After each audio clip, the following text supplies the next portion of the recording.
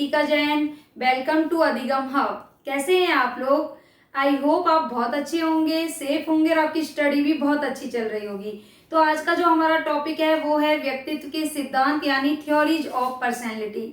इससे पहले मैं व्यक्तित्व के डेफिनेशंस, उसके मीनिंग, उसके टाइप्स और उसके मेजरमेंट्स के बारे में पढ़ा चुकी हूँ। लिंक आपको डिस्क्रिप्शन में मिल जाएगा, जाकर जरूर देख लीजिएगा।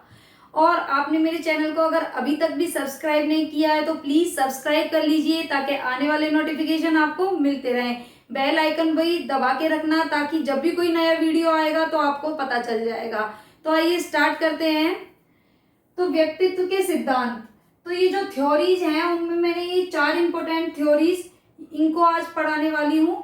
2 और थ्योरीज हैं जो कि एक तरीके से टाइप्स हैं। चूंकि मैं टाइप्स में उनको पढ़ा चुकी हूँ तो इसलिए मैं आज इन 4 थ्योरीज को ले रही हूँ, जिसमें है मनोविश्लेषणात्मक सिद्धांत जो कि दिया सिगमंड फ्रायड ने।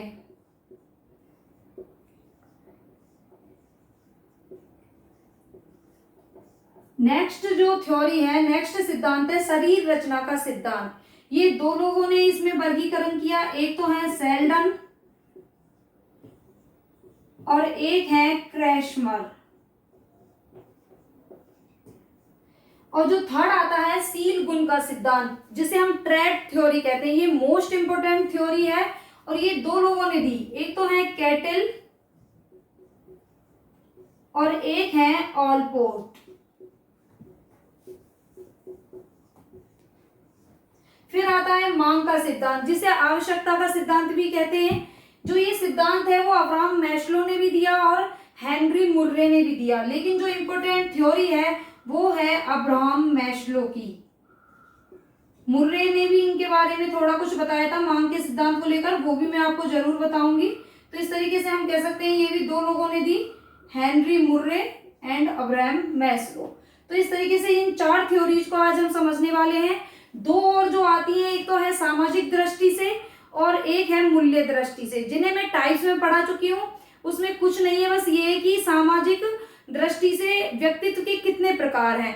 तो वो जितने भी जो भी प्रकार है मैं उन्हें टाइप्स में बता चुकी हूँ। अगर आपने टाइप्स वाला वीडियो देखा होगा तो आपको जरूर पता होगा, और अगर आपने नहीं देखा है तो प्लीज देख लीजिएगा। तो हम एक एक करके सारे सिद्धांत को अभी समझेंगे। तो फर्स्ट सिद्धांत है हमारा सील गुण का सिद्धांत। तो सील गुण के सिद्धांत में जो हम सबसे पहले देखेंगे वो है ऑलपर्ट का सिद्धांत। तो सबसे पहले जो सील गुण को हम इंग्लिश में बोलते हैं ट्रेट्स। इंग्लिश में भी याद करना उतना ही जरूरी है, ट्रेट्स यानी ट्रेट्स थ्योरी। अब देखिए सबसे पहले कि सील गुण होता क्या है। सील गुण एक तरीके से व्यक्ति का व्यवहार होता है, जैसे कि व्यक्तित्व की संरचना के लिए अलग अलग तरीके की सील गुणों की आवश्यकता होती है। इस तरीके से कह सकते हैं जैसे हम कोई मकान बनाते हैं तो हमें ईंट, चूना, पत्थर सबकी जरूरत होती है। इसी तरह जब व्यक्तित्व की संरचना होती है तो अलग अलग प्रकार के शील गुण यानी एक व्यक्ति की क्वालिटीज उसमें भरे होते हैं। यानी इस तरीके से ओवरऑल एक व्यक्तित्व, उसकी पर्सनैलिटी बनती है। यानी कह सकते हैं व्यक्ति का व्यवहार वो क्या होता है, शील गुण। अब देखिए एक उदाहरण से समझते हैं। कोई व्यक्ति किसी स्थिति में चोरी भी नहीं करता है, झूठ भी नहीं बोलता है, तो कह सकते हैं कि वो व्यक्ति कैसा है, ईमानदार है। तो ईमानदार क्या हुआ, उसका सील गुण हुआ। लेकिन किसी सिचुएशन में कोई ऐसी सिचुएशन आ जाती है कि वो चोरी भी कर लेता है और झूठ भी बोलता है, तो फिर जो ईमानदारी का उसमें गुण था क्या वो उसका शील गुण है? नहीं। तो यहाँ पर वो उसका सील गुण नहीं होगा, क्योंकि वो जो गुण है वो उसके लिए स्थायी नहीं है। यानी वो ईमानदारी का दिखावा तो कर रहा है लेकिन परमानेंट नहीं, स्थायी नहीं है। कभी तो दिखा रहा है और कभी उन गुणों को नहीं दिखा रहा है। तो एक तरीके से जो गुण हमारे परमानेंट नहीं होते हैं वो हम जो व्यवहार में तो होते हैं लेकिन परमानेंट नहीं है, स्थायी नहीं है, तो वो तो बन जाते हैं आदत। लेकिन ऐसे गुण जो कि स्थायी हैं, जो कि किसी भी सिचुएशन में हर हाल में बने रहेंगे, तो वो क्या होंगे, शील गुण। यानी एक तरीके से हमारा व्यवहार जो कि कैसा हो, स्थायी हो, परमानेंट हो, तो वो होते हैं हमारे सील गुण। आई होप आपको सील गुण का मतलब समझ में आया होगा। ऑलपोर्ट ने 2 तरीके के सील गुण बताए, एक तो है सामान्य सील गुण और एक है व्यक्तिगत सील गुण। सबसे पहले कि सामान्य सील गुण क्या होता है, एक ऐसे सील गुण जो कि समाज के अधिकतर लोगों में पाया जाए। यानी ज्यादातर लोगों में जो सील गुण, जो क्वालिटीज पाई जाए, ट्रेड्स पाए जाए, वो होते हैं कॉमन ट्रेड्स यानी सामान्य सील गुण। फिर सेकंड आता है व्यक्तिगत सील गुण।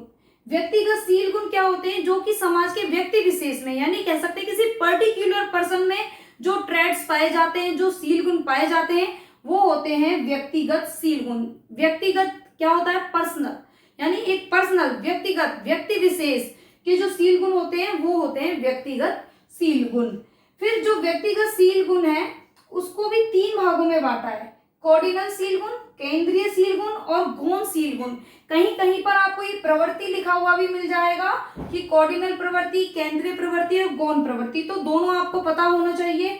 कॉर्डिनल सील गुण एक तरीके से प्रमुख सील गुण होते हैं, एक विशिष्ट व्यवहार जो कि एक कह सकते हैं कि हमारे अंदर हमेशा रहता है, यानी एक विशिष्टता दिखाता है, पर्टिकुलर मतलब जो व्यवहार होता है वो होता है जो क्या, कॉर्डिनल सील गुण, यानी विशिष्ट व्यवहार। जैसे कि गांधी जी, उनका विशिष्ट व्यवहार क्या था, उनका सील गुण, कॉर्डिनल सील गुण हम क्या कह सकते हैं, अहिंसा। जैसे कर्ण, जो कर्ण था उसमें जो सील गुण था कौन सा था, दान का। हिटलर हुआ, हिटलर का जो सील गुण है कॉर्डिनल विशिष्ट सील गुण क्या है, आक्रामकता का। हरिश्चंद्र हुए, हरिश्चंद्र का कॉर्डिनल सील गुण यानी एक प्रमुख विशिष्ट व्यवहार उनका क्या हुआ, प्रमुख जो विशिष्ट सील गुण है क्या हुआ, हरिश्चंद्र का हुआ क्या, सत्य, सत्य बोलते थे वो, तो सत्यवादी। तो इस तरीके से ये जो पर्टिकुलर लोग हैं इनके एक पर्सनल यानी एक विशिष्ट व्यवहार, एक प्रमुख जो सील गुण इनके अंदर है, प्रमुख ट्रेट है, कॉर्डिनल सील गुण है, वो क्या है। जैसे कि गांधी जी में अहिंसा हुआ, कर्ण में दान का हुआ, हरिश्चंद्र में सत्यता का हुआ। तो यानी इनमें क्या है, कॉर्डिनल सील गुण वो होता है जिनमें एक विशिष्ट व्यवहार, विशिष्ट लक्षण या प्रमुख सील गुण पाया जाए। फिर बात आती है केंद्रीय सील गुण की। केंद्रीय सील गुण ऐसे जो कभी कभी दिखाई देते हैं, एक तो ये कभी कभी दिखाई देते हैं और दूसरा जो व्यक्तित्व है उसके दूसरे पहलुओं पर प्रभाव डालते हैं। जैसे कि श्री कृष्ण, श्री कृष्ण की जो क्वालिटीज थी, उदारवादी थे, प्रसन्न रहते थे और प्रेम की क्वालिटी हो गई। तो इस तरीके से और उनका जो व्यक्तित्व था क्या है, वो दूसरों पे, दूसरों के पहलुओं पे भी दूसरों को भी प्रभावित करता था और उनका व्यक्तित्व खुद के अन्य पहलुओं पर भी प्रभाव डालता था। तो ऐसे सील गुण जो कभी कभी दिखाई दे, फर्स्ट तो आएगा कि कभी कभी दिखाई दे और व्यक्तित्व के दूसरे पहलुओं पर प्रभाव डाले, वो होंगे केंद्रीय सील गुण। लिख देती हूं मैं इधर, दूसरे पहलुओं को प्रभावित करें। फिर थर्ड आता है गौण सील गुण। गौण यानी ऐसे सील गुण, ऐसे ट्रेड्स जो कि गौण हो, यानी कह सकते हैं छिपे हुए हो। ऐसे सील गुण जो कि कैसे हो, छिपे हुए, तो उन्हें हम क्या कहेंगे, गौण सील गुण, उन्हें हम कहेंगे गौण सील गुण। जैसे कि मान के चलिए आज आपने पठानी सूट पहन लिया, तो आज आपका जो पहनावे के हिसाब से जो आपका व्यक्तित्व दिख रहा है, आपके अंदर आपका जो व्यक्तित्व उभर के आ रहा है वो कैसा आ रहा है, पठान के जैसे लुक का। यानी तो वो एक तरीके से गौण, तो आप क्या पठानों की तरह थोड़ा सा व्यवहार करोगे तो आपकी क्वालिटीज, आपके जो गुण है, क्वालिटीज किस तरीके से दिखाई देगी, पठानियों के जैसी।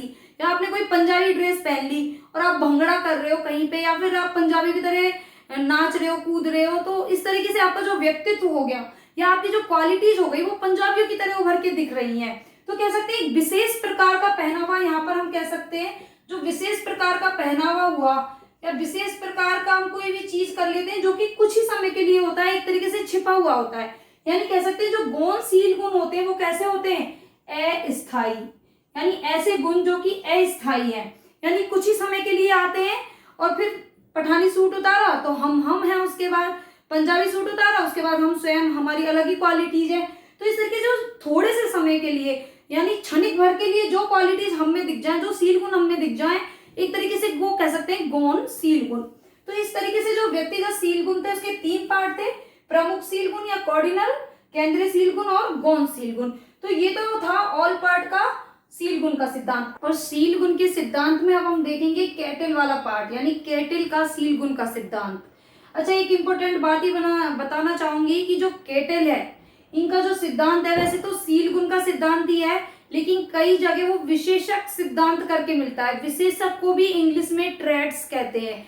ट्रेड्स थ्योरी, अगर आपको विशेषक आ जाता है तो आपको कैटल लिख देना है, क्योंकि कई जगह वो विशेषक नाम से भी है। और वहां पर जैसे कि केटल ने 2 पार्ट बताए थे, सतही और स्रोत सील गुण, वहां पर सतही विशेषक और स्रोत विशेषक आ जाएगा। इसलिए आप एक तरीके से विशेषक भी जरूर याद कर लें कि जो विशेषक थ्योरी थी, यानी ट्रेड्स थ्योरी ही इसे इंग्लिश में कहते हैं, तो ये थ्योरी भी मतलब सेम ही है होने को, सील गुण और विशेषक, लेकिन कई बार अलग नाम से आ जाती है, इसलिए मैंने आपको बताया है।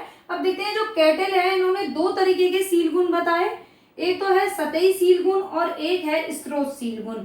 सबसे पहले कि सतही सील गुण होते कैसे, क्या होता है सतही सील गुण, यानी ऐसे सील गुण जो दिन प्रतिदिन के क्रियाकलापों में देखने को मिल जाते हैं, वो होते हैं सतही सील गुण। यहां मैं लिख देती हूं कि प्रतिदिन के जो क्रियाकलापों में मिलते हैं, क्रियाकलापों में जो सील गुण पाए जाते हैं वो होते हैं सतही सील गुण। जैसे कि हुई प्रसन्नता, सत्यता, परोपकारिता, मानवता, तो इस तरीके के सील गुण क्या हो गए, एक तरीके से सतही सील गुण। सतही यानी प्रतिदिन के क्रियाकलाप में मिल जाएंगे कि हम सत्य बोलते हैं, प्रसन्न रहते हैं, हम मतलब ह्यूमैनिटी, कोई हम देखते हैं कि किसी को दुख पहुंच रहा है, हम उसकी मदद कर देते हैं, तो क्या हो गया, ये सब मानवता हो गई। तो इस तरीके के जो शील गुण है वो हम प्रतिदिन के क्रियाकलापों में कहीं ना कहीं देखने को मिल जाते हैं। अब सेकंड टाइप के आते हैं स्रोत, यानी सोर्स ट्रेड्स। जो सोर्स ट्रेड्स होते हैं वो कैसे होते हैं, ये प्रतिदिन के क्रियाकलापों में नहीं मिलते, एक तरीके से ये प्रमुख या विशिष्ट तौर पे होते हैं, और एक कह सकते हैं कि पर्दे के पीछे से जो काम करते हैं सील गुण, वो होते हैं एक तरीके से स्रोत सील गुण। यानी ये सारे जो सील गुण होंगे ये तो कैसे होंगे, सरफेस पर, सतह पर, लेकिन जो स्रोत यानी एक मेन सील गुण होगा, तो वो होगा हमारा स्रोत सील गुण, जो कि दिन प्रतिदिन के कार्यों में, यानी डेली की डेली वो हमारा उभर के नहीं आता है सील गुण, दिन प्रतिदिन के कार्यकलापों में वो सील गुण हमें देखने को नहीं मिलेगा, तो वो होगा स्रोत सील गुण। अब देखिए जैसे सतही सील गुण हो गए प्रसन्नता, अब जैसे कि सत्य हो गया, और ये हो गई मानवता हो गई, सम्मान हो गया, अगर इसकी जगह हम लिख देते हैं परोपकारिता हो गई, तो देखो ये सब कैसे, ये सतह पर है एक तरीके से, ठीक है, लेकिन ये जो मिलके एक इम्पोर्टेंट गुण के जो सरफेस पे है ये सारे, लेकिन जो एक स्रोत सील गुण यहाँ पर होगा वो एक तरीके से हम कह सकते हैं कि मान के चलिए स्रोत सील गुण क्या हुआ, अहिंसा। तो देखिए जब एक अहिंसा का स्रोत, ये कैसा गुण है, स्रोत सील गुण, जब स्रोत सील गुण होगा तो सम्मान वाली चीज भी होगी, मानवता भी होगी, सत्यवादिता भी होगी, परोपकारिता भी होगी, इस तरीके की चीजें होंगी। तो यहाँ पर जैसे कि स्रोत गुण के रूप में हमने देखा अहिंसा, या फिर कहिए जैसे कि निस्वार्थता हो गई, सामुदायिकता हो गई, परोपकारिता हो गई, ये सब मिलके ये जो इंपॉर्टेंट सील गुण मिलाएंगे वो क्या होगा, मित्रता। तो इस तरीके से जब जो ये सतह के जो सील गुण है ये तो हो गए सतही सील गुण, लेकिन इनके इन सब का एक जो निचोड़ होता है, ये जो इम्पोर्टेंट सोर्स ट्रेड्स होता है वो क्या हो गया इधर, अहिंसा।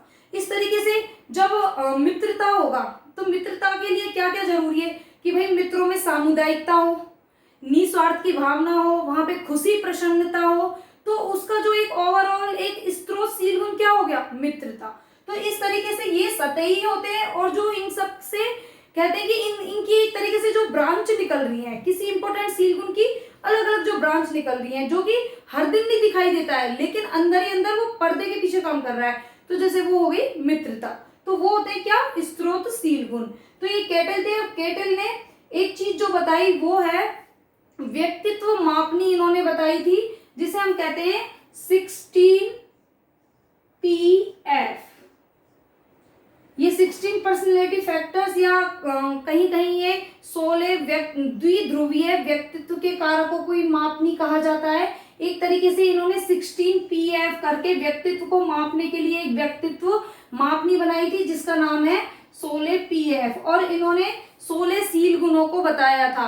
तो ये भी मोस्ट इंपोर्टेंट है कि केटल ने 16 सील गुण बताए थे, और जो इनकी व्यक्तित्व मापनी थी उसका नाम क्या था, 16 PF। इन्होंने 2 तरीके के सील गुण बताए, सरफेस ट्रेड्स और स्रोत, सोर्स ट्रेड्स, सतही और स्रोत। और दूसरा सिद्धांत है हमारा शरीर रचना का सिद्धांत, जिनमें 2 लोग शेल्डन और क्रैशमर दोनों ने ही अपने अपने प्रकार बताए। तो शेल्डन ने जो प्रकार बताए वो बताए गोलाकृति, आयताकृति, लंबाकृति, या इन्हें हम गोलाकार, आयताकार और लंबाकार भी कह सकते हैं। और क्रेशमन ने बताए क्रस्टकाय, क्रशकाय, पुष्टकाय और स्थूलकाय। इस तरीके से इन्होंने 3 टाइप्स दिए। अब देखिए सबसे पहले हम देखेंगे गोलाकृति। गोलाकृति के जो यानी गोल आकृति वाले जो लोग होते हैं उनका व्यक्तित्व कैसा होता है, तो इसमें कह सकते हैं कि ऐसे लोग परंपरावादी होते हैं, खाने पीने के शौकीन होते हैं, घूमने के शौकीन होते हैं, इनको घूमना भी पसंद होता है। और एक तरीके से कह सकते हैं कि जो मौज मस्ती वाले जो इंसान होते हैं, जिन्हें खाना पीना, घूमना, मस्ती करना, ये जो सारे शौक जिन लोगों में होते हैं वो होते हैं गोलाकृति वाले लोग। उनका व्यक्तित्व इस तरीके का होता है। जिन एक तरीके से कह सकते हैं कि ये हंसमुख, सबसे जो इम्पोर्टेंट है वो है कि ये हंसमुख प्रवृत्ति के होते हैं, एकदम खुश रहते हैं, प्रसन्न चित्त रहते हैं हमेशा, और साथ ही साथ ये परंपरावादी भी होते हैं। ये मोस्ट इम्पोर्टेंट है कि गोलाकृति वाले हंसमुख, प्रसन्नचित्त, खाने पीने के, घूमने के शौकीन, हर तरीके का मतलब एक कह सकते हैं मिलनसार इनमें गुण होता है, और साथ में ये परंपरावादी होते हैं। फिर आते हैं आयताकृति वाले, ये हो गए गोलाकृति। अब आते हैं आयताकृति वाले। जो आयताकृति वाले लोग होते हैं ये थोड़े से क्रोधी होते हैं, साथ में ये रोमांच प्रिय लोग होते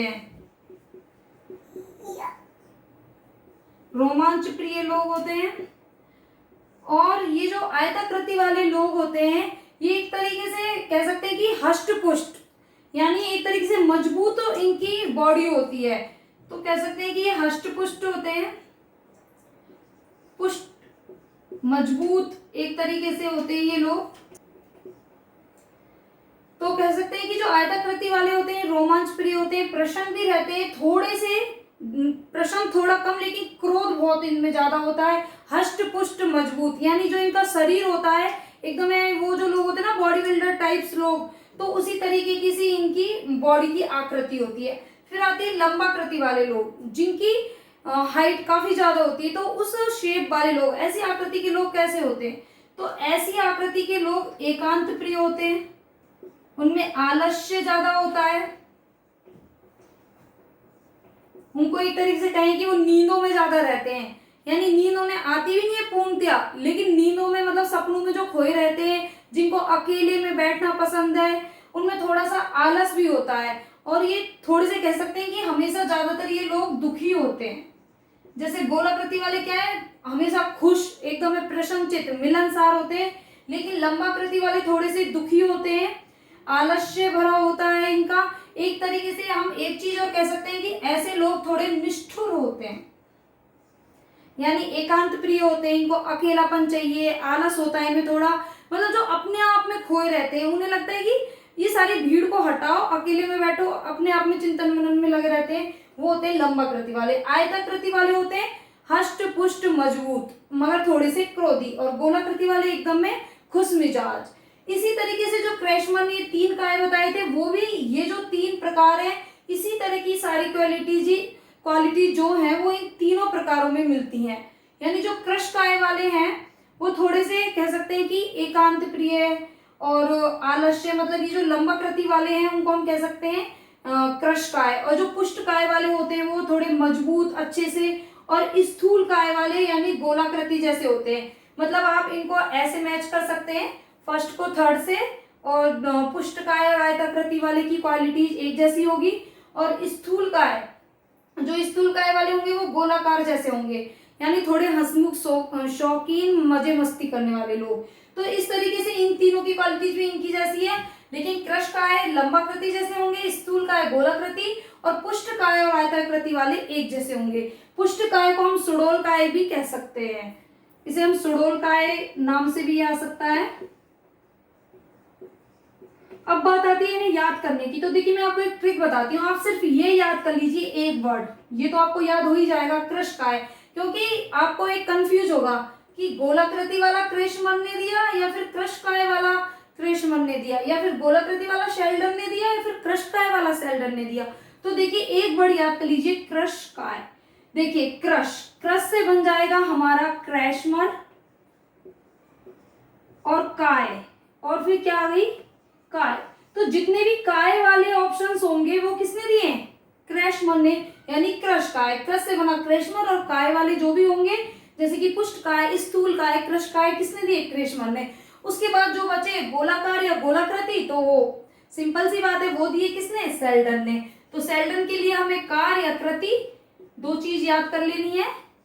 वैसे भी एक याद हो जाएगी तो दूसरी याद करना हमारे लिए आसान होगा, तो ये एक थोड़ा ट्रिक थी याद करने की। और जो अगला सिद्धांत है हमारा वो है मनोविश्लेषणात्मक सिद्धांत, यानी साइको एनालिटिक थ्योरी, जो कि दी सिगमंड फ्रायड ने। तो जो सिगमंड फ्रायड थे, इन्होंने मन की 3 अवस्थाएं बताई, चेतन मन, अचेतन मन और अर्धचेतन मन, यानी कॉन्शियस, अनकॉन्शियस और सबकॉन्शियस, या फिर उसे हाफ कॉन्शियस कह सकते हैं। सबसे पहले हम देखेंगे कि चेतन मन क्या होता है। तो चेतन मन को हम एक तरीके से एक शब्द में कहें तो एक जागृत अवस्था। जागृत अवस्था क्या होती है, एक अवेयरनेस, कॉन्शियसनेस, यानी जब हमारी मस्तिष्क की क्रियाएं चालू होती है, मस्तिष्क की क्रियाएं साथ में चल रही होती हैं। जैसे कि अभी मैं बोल रही हूँ और आप सुन रहे हो, तो यहाँ पर क्या है, एक अवेयरनेस है, जागृत अवस्था, यानी कॉन्शियसनेस बना हुआ है। यानी जब कोई चीज जागरूकता के साथ, कि ऐसा नहीं, कई बार होता है ना कि बॉडी प्रेजेंट और माइंड एब्सेंट, यहाँ पर ये नहीं होता है, यहाँ पर माइंड एब्सोल्युटली प्रेजेंट होता है, यानी पूर्णतया आप किसी चीज को अच्छे से समझ रहे हो, उधर अवेयरनेस है, तो वो हुआ हमारा चेतन मन।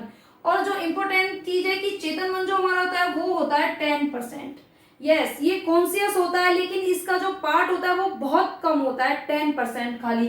फिर बात आती है अचेतन मन, यानी अनकॉन्शियस माइंड। अनकॉन्शियस जो माइंड होता है हमारा, उसमें वो क्या होता है, यानी जब जागृत अवस्था में चेतन मन में जो हमारी इच्छाएं हैं जिनकी पूर्ति नहीं हुई, चाहे वो बदले की भावना हो, चाहे कैसी भी किसी भी तरह की इच्छा हो, या कोई भी भावनाएं हो जो कि पूर्ण नहीं हो पाई, तो वो क्या है, वो अचेतन मन में इकट्ठा होती जाती हैं, तो वो क्या होगा, अचेतन मन। यानी इसमें हम कह सकते हैं कि दमित इच्छाएं, या फिर कह सकते हैं कि दबी हुई इच्छाएं जो भरी होती हैं, वो कहाँ पर, अनकॉन्शियस माइंड, अचेतन मन में वो सब इकट्ठा होती रहती है। और जो अचेतन मन है वो बहुत ज्यादा व्यापक होता है, वो होता है 90%। ये 90% होता है, चेतन मन होता है 10%। अचेतन मन में क्या है कि जो भी हमारी मतलब इच्छाएं, जैसे कि अचेतन मन में अगर हमारी किसी प्रिय व्यक्ति की मृत्यु हो जाती है, तो उसे हम क्या है, अचेतन मन में भुलाने की कोशिश करते हैं, वो हमारा अचेतन मन होता है। जैसे कि मान के चलिए मेरी कोई इच्छा है, वो पूर्ण नहीं हुई, मतलब मेरी जागृत अवस्था में, चेतन अवस्था में जो मेरी इच्छा है वो पूर्ण नहीं हुई, तो वो धीरे धीरे क्या है, एक अनकॉन्शियस माइंड में इकट्ठा होती जाती है, यानी दमित इच्छाएं, दबी हुई इच्छाएं जो है वो इकट्ठा होती जाती है, तो वो कहाँ पर जाती है, अचेतन मन में वो बैठी होती है। फिर आता है अर्धचेतन मन। जो अर्धचेतन मन होता है वो चेतन प्लस में अचेतन मन, इन दोनों का योग होता है, चेतन प्लस में अचेतन मन का। कैसे कि अर्धचेतन अवस्था में क्या होता है, अर्धचेतन मन में क्या होता है कि कॉन्शियसनेस भी होती है और अनकॉन्शियसनेस भी। कैसे कि एग्जाम्पल के थ्रू समझिए कि आप एग्जाम देने गए, आप एग्जाम दे रहे हैं, आपको कोई क्वेश्चंस उधर देखते हैं और आपको सोचते हैं कि ये तो मैंने याद किया था, इसका आंसर क्या है, लेकिन आपको याद नहीं आ रहा। अचानक से आपका पेपर हो जाता है, एग्जाम हॉल से बाहर आते हैं और अचानक से आपको क्या है कि उसका आंसर याद आ जाता है, तो वो क्या हुआ, पहले तो अचेतन था, यानी आप भूल चुके थे कि भाई आपको ये तो पता है कि आपने याद किया है, लेकिन आपको याद नहीं आ रहा था, यानी अनकॉन्शियसनेस। फिर थोड़ी देर बाद वो चीज आपको याद आ गई, तो क्या हुआ, कॉन्शियसनेस। यानी कोई भी भूली हुई बात जो कि थोड़ा दिमाग पे जोर डालने पर याद आ जाए, तो वो क्या होता है, एक अर्धचेतन अवस्था, यानी अर्धचेतन माइंड की सिचुएशन होती है, वो अर्धचेतन मन होता है, चेतन प्लस में अर्धचेतन। तो ये तो हुए मन के 3 प्रकार जो कि दिए थे सिगमंड फ्रायड ने। अब हम देखेंगे व्यक्तित्व के 3 अंग या व्यक्तित्व के 3 कारक। ये व्यक्तित्व के 3 कारक हैं जो कि सिगमंड फ्रायड ने दिए, जिसमें है इड, ईगो, सुपर ईगो, इदम, अहम, परम अहम। अब सबसे पहले कि इदम क्या है, तो इदम को हम एक वर्ड में समझे तो हम कह सकते हैं इंस्टिंक्ट। इंस्टिंक्ट यानी मूल प्रवृत्तियां। इदम क्या है, एक तरीके से इच्छाओं की जननी, इधर इच्छाओं की जननी जो इच्छाएं हैं वो पूरी होनी चाहिए। सुख, संतुष्टि सब यहाँ पर व्यक्ति जो प्राप्त करना चाहता है वो किसमें, इद, इसे इद, इड, इदम कहा जाता है। तो ये सब इड में पाया जाता है कि एक तो मूल प्रवृत्तियां जन्मजात होती हैं जिसमें व्यक्ति की क्या है, सुख संतुष्टि वो यहाँ पर प्राप्त करना चाहता है कि हर हाल में उसकी जो इच्छा है वो पूर्ण होनी चाहिए, यानी उसमें इच्छाओं की जन्य इच्छाएं उत्पन्न होती रहती है और यहाँ पर व्यक्ति को अपनी हर एक इच्छा पूर्ण चाहिए, संतुष्टि चाहिए, सुख चाहिए, प्लेजर चाहिए एक तरीके से। तो वो सब क्या होता है, इड में होता है। यानी हम कह सकते हैं कि एक तरीके से इंस्टिंक्ट, मूल प्रवृत्तियां जैसे जन्मजात आती है, जैसे काम भावनाएं हो गई। तो फ्रायड ने एक जो शेष अवस्था में बच्चों के लिए यूज किया है कि लिबिडो वर्ड, कि बच्चों में शुरू से ही काम भावनाएं आती हैं, जो कि जिसको उन्होंने स्तनपान के जरिए समझाया था। तो इंस्टिंक्ट यानी मूल प्रवृत्ति होती है व्यक्ति की सुख संतुष्टि, और जो कि जन्मजात आती है वो उसकी इच्छाएं आती हैं, उनको वो हर हाल में पूर्ण करना चाहता है। तो वो हो गया इड। अब हम बात करते हैं ईगो की। अहम, अहम क्या है, अहम रिलेट करता है रियलिटी से, रियलिटी यानी कह सकते हैं वास्तविकता। जो वास्तविकता का संबंध है वो है अहम से। ये वास्तविकता में जीते हैं कि जो सिचुएशन है वो कैसी है, यानी उचित अनुचित, यानी विवेक का, लॉजिक का जो प्रयोग होता है वो होता है ईगो में। उचित अनुचित को यहाँ पे पूर्णतया समझा जाता है कि भाई ये जो चीज हम कर रहे हैं क्या ये हमारे लिए उचित है। क्योंकि इड में क्या था कि चाहे वो चीज गलत हो, चाहे हमें सुख संतुष्टि प्राप्त करने के लिए किसी का मर्डर करना पड़े, चाहे कुछ भी करना पड़े, हमें तो हमारी सुख संतुष्टि चाहिए, ये था इड में। लेकिन ईगो में ऐसा नहीं है। ईगो में जब कोई भी काम होएगा तो वो देखेगा क्या ये उचित है, कहीं ये कार्य अनुचित तो नहीं है, मतलब वो समाज की दृष्टि से यानी वास्तविकता में वो जीता है कि क्या ये कार्य मैं सही कर रहा हूं। फिर बात आती है सुपर ईगो यानी परम अहम की। परम अहम सुपर ईगो में क्या होता है कि इसमें एक देवत्व यानी इसमें मॉरलिटी, सबसे पहले तो बात करें हम मॉरलिटी की, यानी इसमें नैतिकता हो गई, आदर्श हो गए, ये सब एक तरीके से देवत्व का प्रतीक है। देवत्व का प्रतीक इसे कहा जाता है। आदर्श, नैतिकताएं, सामाजिकता, हम समाज में रहते हैं, समाज के बहुत सारे रूल्स हैं। तो यहाँ पर यही है कि समाज में रहते हैं उसके बहुत सारे रूल्स हैं, उन्हीं के अकॉर्डिंग कार्य होने चाहिए, चाहे वो सही हो चाहे वो गलत हो, लेकिन समाज के अकॉर्डिंग जो रूल्स बने हैं उसी के अकॉर्डिंग होंगे। देवत्व का प्रतीक यहाँ पर क्या है कि कुछ भी चीज इंपॉर्टेंट नहीं है, सिर्फ रूल रेगुलेशन, नियम कानून इंपॉर्टेंट है। तो इसलिए मॉरलिटी, यहाँ पर नैतिकता आ जाती है कि नहीं ये कार्य तो बिल्कुल सही नहीं है, तो मतलब सही नहीं है। तो एक तरीके से इसे देवत्व का प्रतीक कहा गया है। सुपर ईगो को हम मॉरलिटी से समझ सकते हैं, ईगो को हम रियलिटी से, और इड को हम इंस्टिंक्ट से। यानी एक एग्जांपल के थ्रू समझते हैं हम इसे कि जैसे कि मान के चलिए कि कोई व्यक्ति किसी लड़की को पसंद करता है, तो इधर वो क्या चाहेगा इड में कि भाई मैं उसे पसंद करता हूँ, मैं तो उससे शादी करूंगा ही, चाहे समाज कट जाए, चाहे लोग कट जाए, चाहे मर जाए, मुझे तो उससे शादी करनी है। तो वो क्या हुआ, इड हुआ। ईगो में क्या हुआ, वो सोचेगा कि ये शादी करने से कहीं परिवार वालों में लड़ाई तो नहीं हो जाएगी, कहीं सामने वाले पक्ष को दुख पहुंचेगा, हमारे वाले पक्ष को दुख पहुंचेगा। तो ये सब क्या हो गया, उचित अनुचित के बारे में वो सोच रहा है। यहाँ पे वो रियलिटी जिंदगी में जो होता है उसके बारे में सोच रहा है।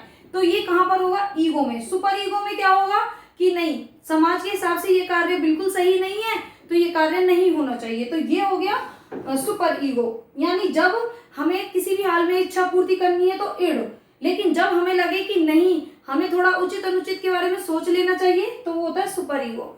जैसे कि किसी को कोई चाय पीने गया, ठीक है, तो अब उसे चाय पीनी है, वो चाय पीने गया, अब वो चाय वाले को पैसे देना भूल गया, अब उधर से वो निकल लिया। अब वो ईड वाला क्या सोचेगा कि अरे भाड़ में जाओ, कौन पैसे दे, चाय तो पी ली हमने, मजे करते हैं। ईगो वाला क्या सोचेगा कि अरे मैं इसको पैसे दूं या ना दूं, यानी उचित अनुचित में सोचेगा। वो उचित भी सोचेगा और अनुचित भी सोचेगा। वो सोचेगा अरे छोड़ो क्या होता है, पैसे नहीं देते। फिर वो दूसरे लेवल में क्या सोचेगा कि अरे पुलिस ने पकड़ लिया तो प्रॉब्लम हो जाएगी, या फिर किसी और को पता चल गया तो दिक्कत हो जाएगी, तो पैसे दे भी देता हूँ। मतलब इधर वो अपने लॉजिक का भी साथ में यूज करता है। सुपर ईगो में क्या होगा कि नहीं, इस तरीके से किसी के पैसे मारना बहुत गलत बात है, हमें उसके पैसे जाके वापस देना चाहिए। यानी क्या हुआ, एक देवत्व का प्रतीक, एक तुम्हारी मॉरलिटी जाग गई। तो ये सब क्या हुआ, सुपर ईगो। तो ये थी मनोविश्लेषणात्मक थ्योरी, जिसमें व्यक्तित्व के ये 3 अंग बताए जो कि मोस्ट इंपोर्टेंट है, इड, ईगो, सुपर ईगो। और इनमें है 10% चेतन मन और 90% अचेतन मन। ये भी मोस्ट इंपोर्टेंट है, इसे जरूर याद कीजिएगा। और हमारा अगला सिद्धांत है आवश्यकता या मांग का सिद्धांत, जिसे हम कह सकते हैं नीड थ्योरी। आवश्यकता को भी हम नीड कहेंगे और मांग को भी हम नीड कहेंगे। तो आवश्यकता का सिद्धांत जो दिया वो दिया अब्राहम मैस्लो ने, लेकिन यहाँ पर जो ये थ्योरी थी ये तो एक तरीके से मोटिवेशन की थ्योरी थी, लेकिन इसे पर्सनैलिटी में भी यूज किया गया। लेकिन जो मांग का सिद्धांत है वो पूर्णतया एक तरीके से व्यक्तित्व का सिद्धांत है। तो इधर जो मांग का सिद्धांत है वो दिया हेनरी ए मुर्रे ने। ये वाली जो थ्योरी है इसमें ज्यादा कुछ नहीं है, बस एक जो वर्ड है वो हमें देखना है, नीड प्रेस। नीड प्रेस क्या होता है, नीड यानी मांग और प्रेस यानी एक किसी चीज का प्रेशर यानी दबाव। जब हमें किसी कहो कि हमारी कोई मांग जागती है, यानी कोई हमारी नीड बढ़ती है, तो क्या हमारे अंदर एक प्रेशर बढ़ता है, यानी एक तनाव बढ़ जाता है। उसके फलस्वरूप क्या होता है कि व्यक्ति को अपनी वो नीड्स, वो अपनी मांगों को कंप्लीट करना होता है। तो उसके फलस्वरूप वो अपने व्यक्तित्व में वैसा व्यवहार करता है जैसे कि उसे मांगों की आवश्यकता है, मांग है यानी आवश्यकता है, यानी जिस तरीके की उसे नीड है उसी तरीके से वो अपना व्यक्तित्व में व्यवहार को दर्शाता है और उसी के फलस्वरूप वो उसी के अकॉर्डिंग कार्य करता है। यानी वो एक तरीके से उसे कार्य करने के लिए भी प्रेरित करती है और उसको जो व्यवहार होगा वो नीड यानी कह सकते हैं पर्सनल नीड। इधर एक वर्ड भी आया था पर्सनल नीड, जो कि मुर्रे ने दिया था। पर्सनल नीड यानी एक व्यक्तिगत जो मांग है उसके फलस्वरूप व्यक्ति का एक अलग ही व्यवहार उभर के आता है, तो वो होता है नीड प्रेस। यानी किसी व्यक्ति पे दबाव आता है नीड्स के लिए, मांगों के लिए, उसके फलस्वरूप उसका व्यवहार बदलता है, उसी के अकॉर्डिंग व्यवहार करता है और उसी के फलस्वरूप वो उसी के हिसाब से कार्य करता है। तो वो है पर्सनल नीड यानी मांग का सिद्धांत। और इसमें जो इम्पोर्टेंट एक चीज है वो है कि हेनरी मुर्रे ने 40 प्रकार की मांगे एक व्यक्ति के व्यक्तित्व में या एक व्यक्ति के जीवन में उसे 40 तरह की मांगों की आवश्यकता यानी 40 तरीके की नीड्स की आवश्यकता पड़ती है, ऐसा हेनरी ए मुर्रे ने कहा है। तो ये इंपॉर्टेंट है कि जहां पर वर्ड आता है मांग तो हमें हेनरी ए मुर्रे लगाना है, जहां पर वर्ड आता है आवश्यकता तो हमें मैस्लो लगाना है। अब हम देखेंगे मैस्लो, अब्राहम मैस्लो ने क्या बताया। तो अब्राहम मैस्लो ने एक पिरामिड के थ्रू 5 प्रकार की आवश्यकता बताई, जिसमें जो फर्स्ट थी वो थी जैविक आवश्यकताएं, बायोलॉजिकल नीड।